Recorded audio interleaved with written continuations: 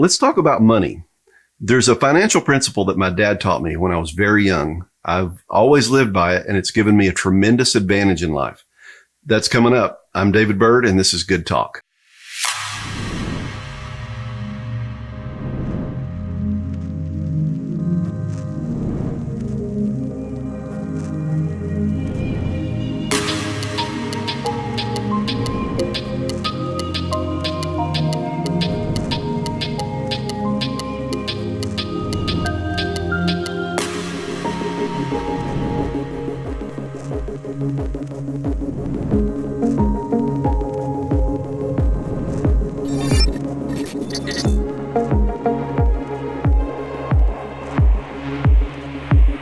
So instead of doing a fancy graphic to try to illustrate what I'm talking about, I want you to use your imagination. So close your eyes or whatever you got to do to imagine what I'm about to tell you.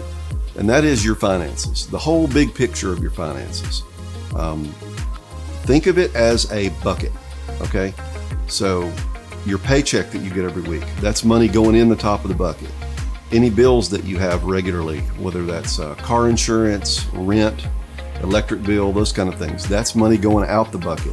So that's a pretty easy concept to understand. You got money coming in, you got money going out.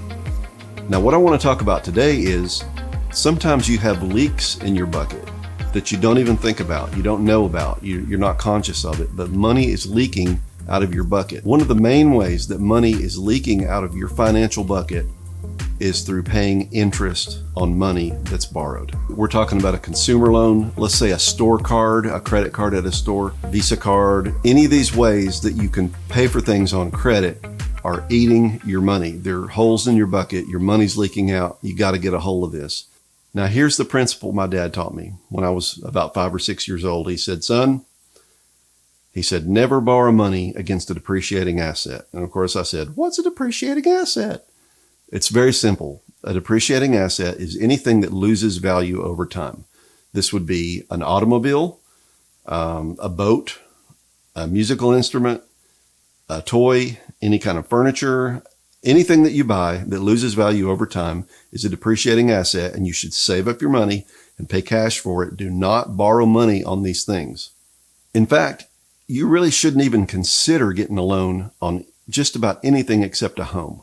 A home is not a depreciating asset. A home gains value over time. If you build a home this year for $100,000, in 10 years, it's going to be worth quite a bit more than that if you take care of it. So we're not talking about homes. I'm talking about just about everything else, though.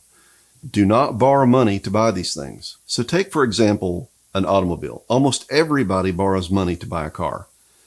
It's a bad idea, and I'll tell you why. If you want to buy a $5,000 car and you borrow the money to buy that car, you're going to make payments for 3 or 5 years or whatever you set up there.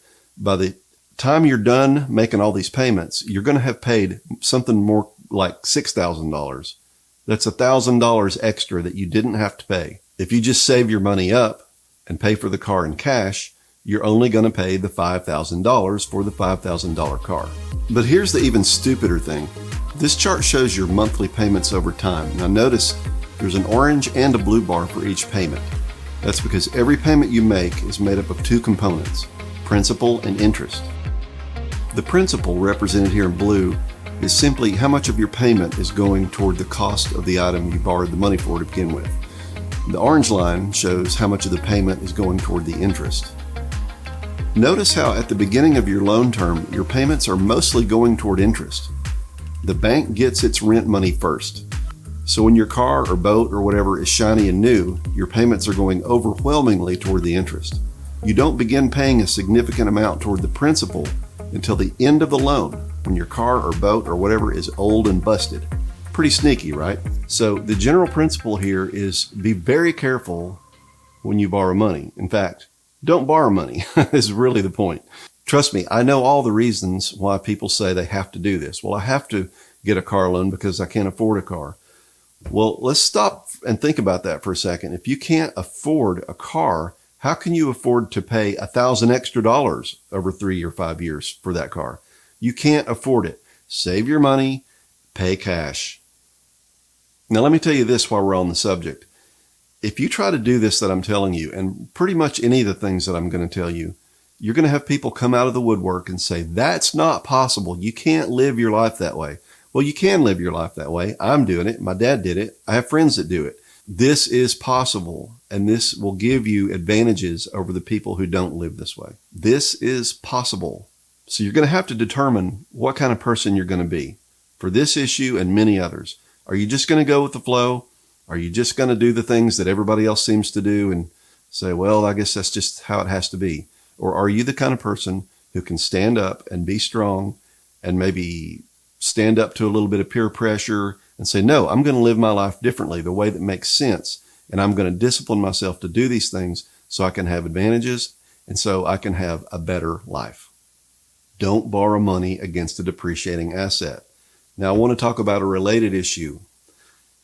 College loans, tuition loans. Let me just simply say, don't do it. It's a trap.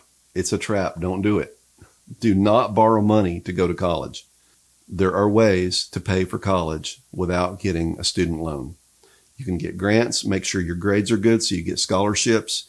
You can work part-time. You can take a semester or two off and work full-time to save your money up. Do whatever you have to do, but do not get a school loan for college. The reason I know this is because I know plenty of people who are in their 30s and some even in their 40s who are still trying to pay these things off. It's a burden that's unnecessary. It's a trap. At least do this. Talk to somebody, an older person who got student loans, who's still paying them off. Talk to them and see what they say about how great an idea this is. So again, the principle is save your money, pay cash for things. That way you only pay what it's worth and you don't end up paying a lot of extra money in interest. It's money you can't afford to spend. This thing we're talking about, it fits within a bigger picture, a bigger principle of delayed gratification. And this is really powerful in your life if you can get a hold of this. Delayed gratification is, I can either have something today or I can wait and have something much better tomorrow. That's how saving your money and paying cash ends up costing you a lot less money. So this is a very simple principle I'm talking about.